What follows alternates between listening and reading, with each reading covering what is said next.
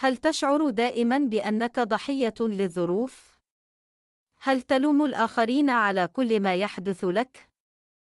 إذا كانت إجابتك نعم، فهذا الفيديو لك. علامات دور الضحية: التركيز على السلبيات، لوم الآخرين، الشعور بالعجز، تجنب المسؤولية، الخوف من التغيير. أسباب لعب دور الضحية: تجارب طفولة مؤلمة، الخوف من الفشل، رغبة في التعاطف، عدم الثقة بالنفس.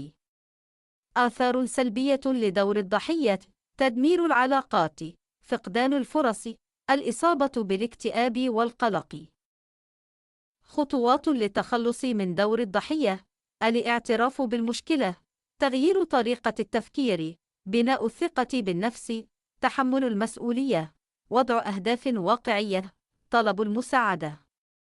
معا يمكننا كسر قيود الضحية وبناء حياة مليئة بالقوة والإيجابية.